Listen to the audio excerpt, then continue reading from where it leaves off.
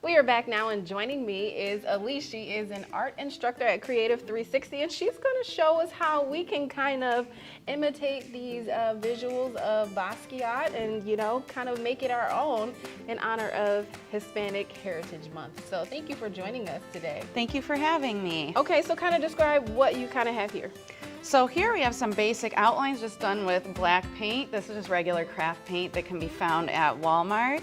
Okay. And it dries really quick, which is nice for using paint markers and oil pastels to draw over. And so we have a cat here, kind of reflective of the rabbit we saw earlier. And then we also have a figure. As Laura mentioned, he did a lot with figures, and this would be a really fun project to do, even to make your own self-portrait where you have yourself doing something you enjoy. So I have him here with his paintbrush. Imagine that, doing my own self-portrait.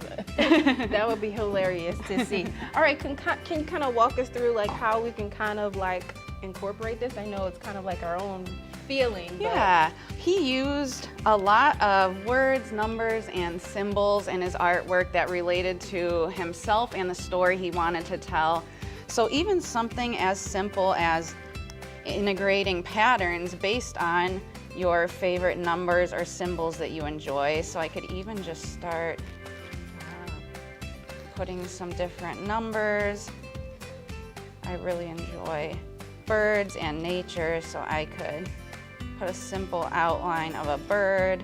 You can see it can be really sketchy, so you don't have to have a lot of drawing experience or expertise to do this. It's also fun to play with the facial features on your people and animals.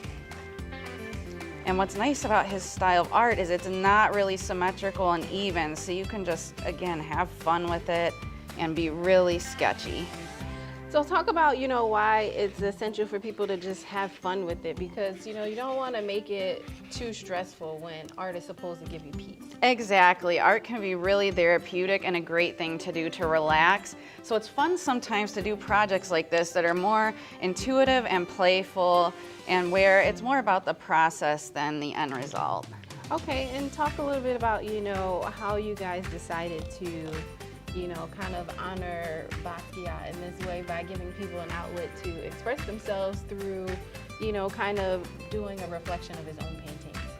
And this is something that I found people really appreciate, because we work a lot with beginning artists as well as more advanced artists. Sure. And it helps for beginning artists to have an inspiration and something to kind of draw from instead of just having to come up with something out of the blue. So we found that having inspiration artists and being able to look at their images really helps beginning artists have a starting point. Thank you so much. I appreciate Thank you. The art lesson.